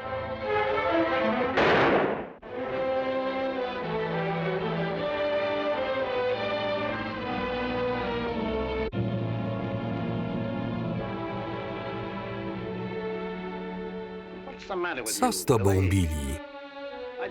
Nie sądziłem, że komukolwiek odpuścisz. Nikomu innemu bym nie odpuścił. Co masz na myśli? Doc, nie słuchaj go. Po prostu strach go obleciał, nie widzisz? On nigdy w życiu się nie bał. O co ci chodzi, Billy? Chyba ten pomysł z zegarem nie był najlepszy. Dlaczego? Dał mi czas do namysłu. Przypomniałem sobie coś. Jesteś jedynym partnerem, jakiego miałem. Naprawdę tak to widzisz? Byłem dla ciebie okropny. Nie, to moja wina. Nie powinienem się unosić i ci dogryzać. Chodź, idziemy. Nie, lepiej się rozdzielmy. Dlaczego? Różanek nie poniesie nas obu. Znajdziemy lepszy sposób, żeby się podzielić.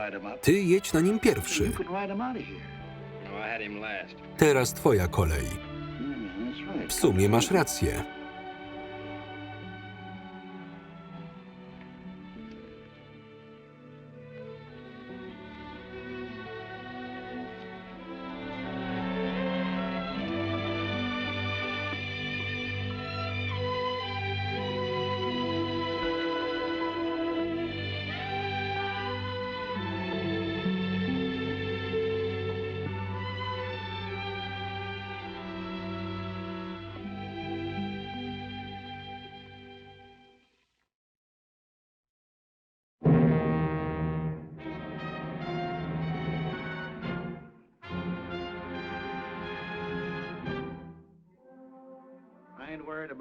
Nie martwię się już, że stoczymy kiedyś walkę, Billy. Skoro nie zrobiliśmy tego dziś, nie zrobimy nigdy. Ruszajmy.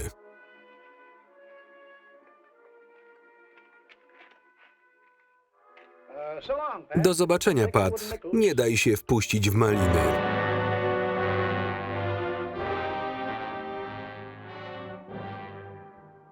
Nigdzie z nim nie pójdziesz. Chyba nie chcesz zaczynać z nami dwoma, co? Powinienem był wiedzieć, że tak to się skończy. Odkąd go poznałeś, traktujesz mnie jak psa. Już pierwszego dnia stanąłeś po jego stronie i zrobiłeś ze mnie pośmiewisko. Uspokój się, Pat. Oddałem ci broń, żebyś mógł walczyć o życie. A teraz każesz mi bić się z wami dwoma, żeby ją odzyskać. Stajesz z tym hultajem przeciwko mnie, swojemu najlepszemu, staremu przyjacielowi. Gdyby nie on, dalej bym nim był.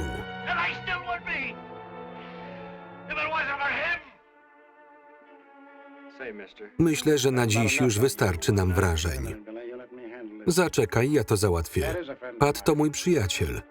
Nie chcę go zabijać i nie chcę, żebyś ty to zrobił, jasne?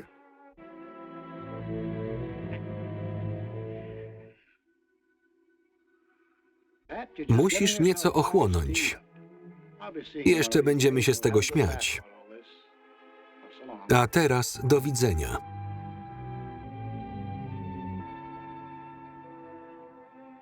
Uważaj, wiesz, że nie masz ze mną szans.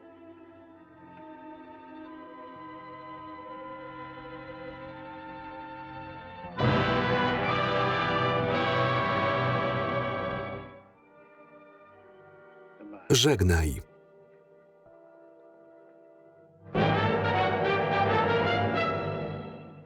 Żegnaj, Pat.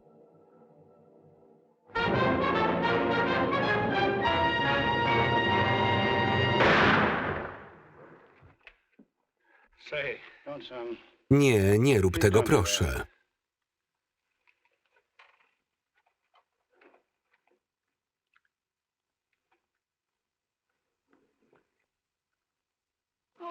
Doc, połóż się. Nie. Dlaczego? Jednej rzeczy zawsze się bałem. Czego? Umierania w łóżku.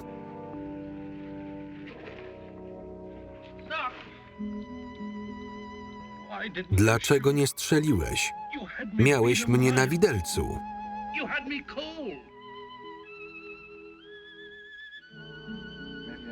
Widocznie nie byłem głodny.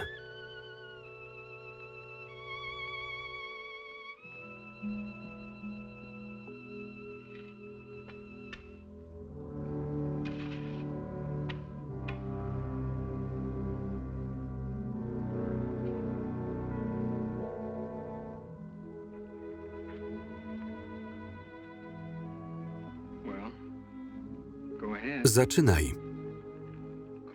Niby co? Nie powiesz nic na pogrzebie Doca?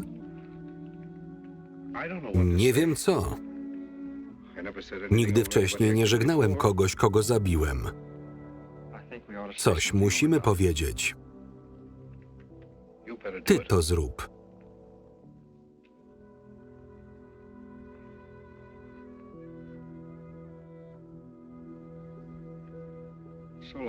Żegnaj, Doc.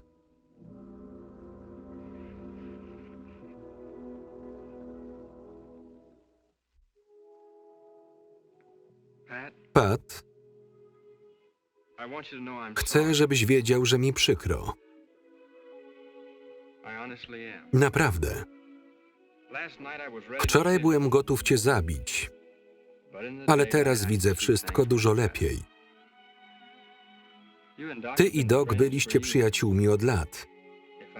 Gdybym nie stanął między wami, to by się nie wydarzyło.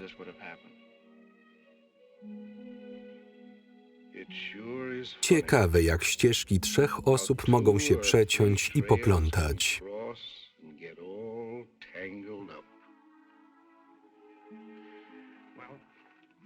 Chodźmy.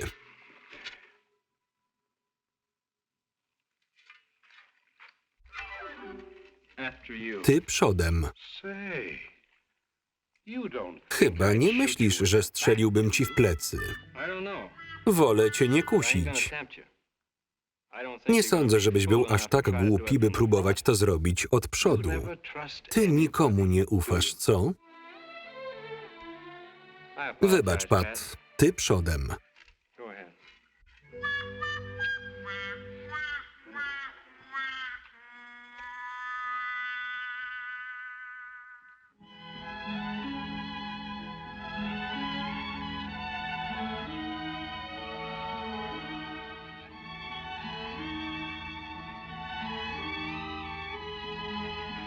Kto idzie?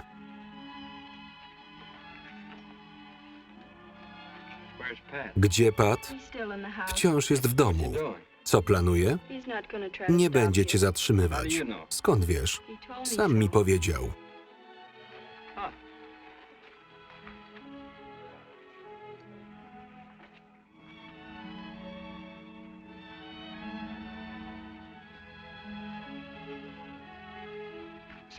Billy, mogę cię prosić na chwilkę? Czego chcesz? Z twoim nastawieniem darujmy sobie. Ja przynajmniej nie boję się odwrócić do ciebie plecami.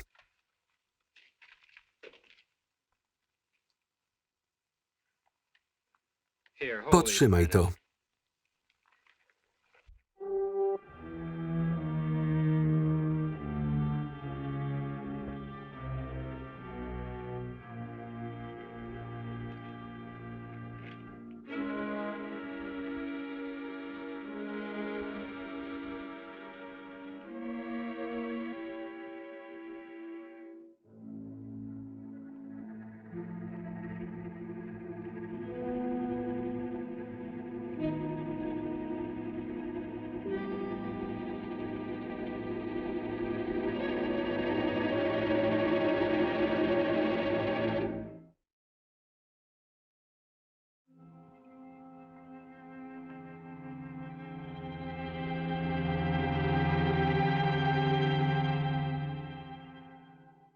Pomyślałem, że może chciałbyś broń Doca na pamiątkę.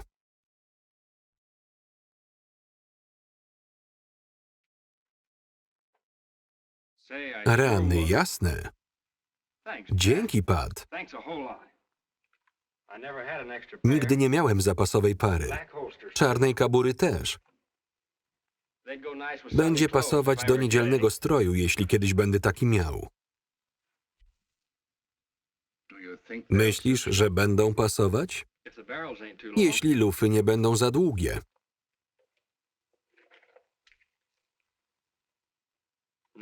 Są takie same.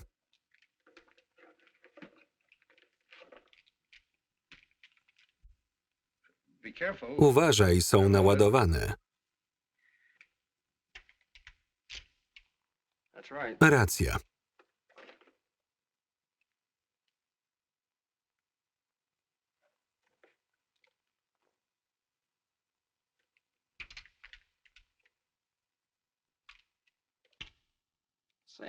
Chyba są lepiej wyważone niż moje.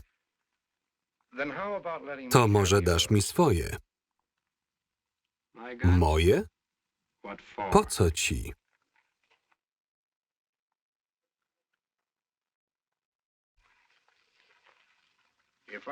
Wtedy mógłbym powiedzieć, że to ty leżysz tam w grobie, nie Doc.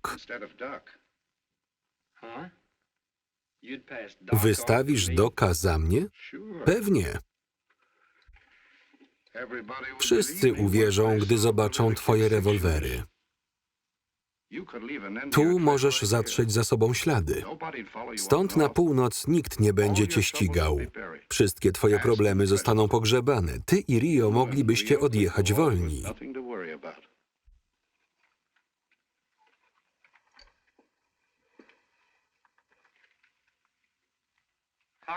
Dlaczego miałbyś mi pomóc? Znów to samo.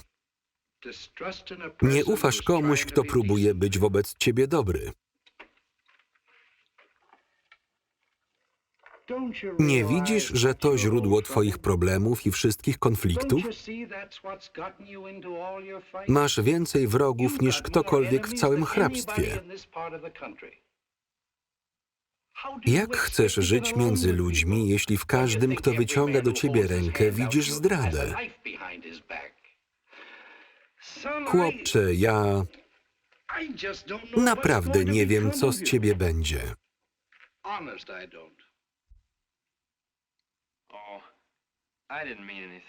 Nie chciałem tego, przepraszam. Od razu lepiej. Teraz daj mi tę broń i znikaj stąd, póki możesz.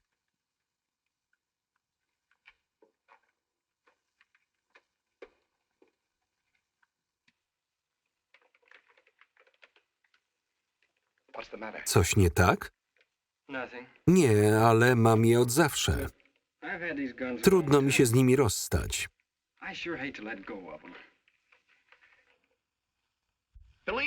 Dotąd byłem cierpliwy.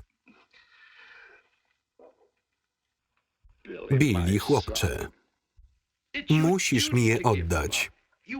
Jesteś to winien samemu sobie. Możesz zacząć dziś nowe życie. Te rewolwery to symbol twojej hańby, wszystkiego, co musisz za sobą zostawić. Nie rozumiesz, że jeśli chcesz zacząć od nowa, twoje ręce muszą być czyste?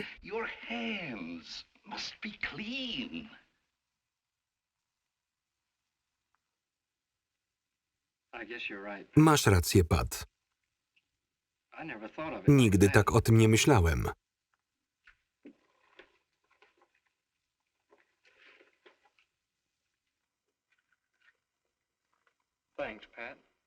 Dzięki, Pat. Nawet nie wiesz, ile to dla mnie znaczy. Nigdy nie zapomnisz tego dnia.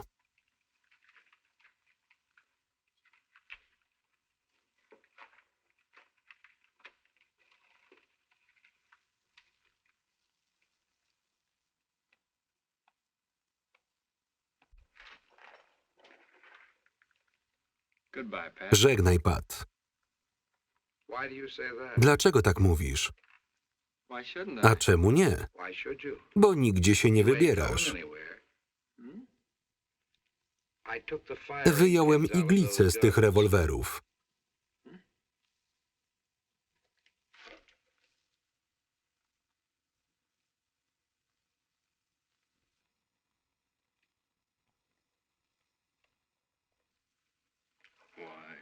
Ty...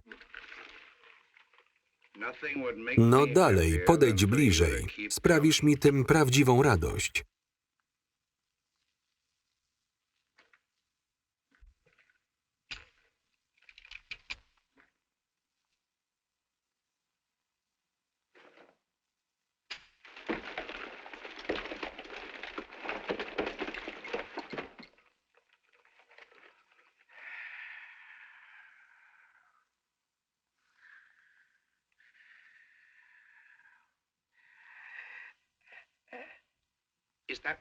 To jeden z twoich? Na to wygląda. Skąd go masz? Oszukałeś mnie. Podmieniłeś broń. Z twoich wszystkich paskudnych sztuczek... Nie chciałem, Pat, naprawdę. Musiały mi się pomieszać, jak się nimi bawiłem.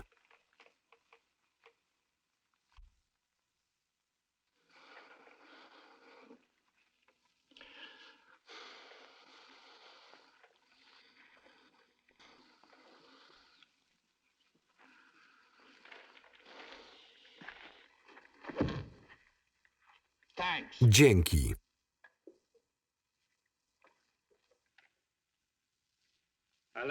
Tam zostawiłem moją broń. Po co? Przecież musisz ją wszystkim pokazać, żeby uwierzyli w twoją historię. Na pewno wolisz powiedzieć im, że to Doc cię tak załatwił.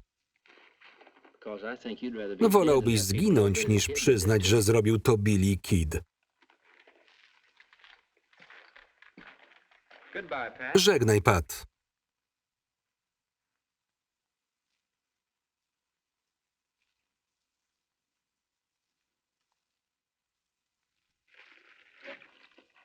Chyba nie chcesz wyruszyć bez manierek. Napełniłaś je dla mnie? Tak.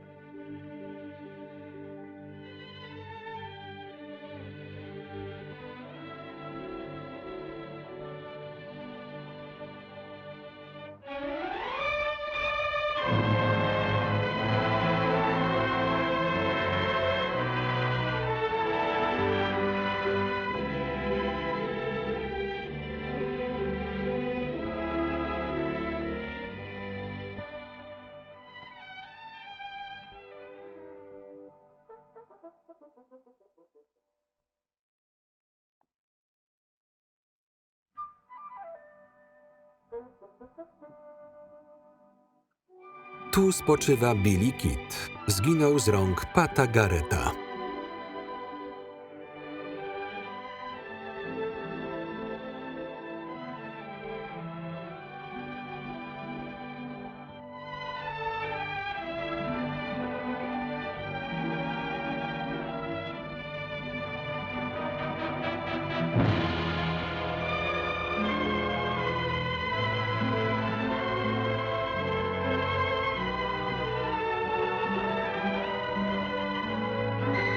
Tekst polski Aleksandra Urbańczyk. Czytał Maciej Więckowski.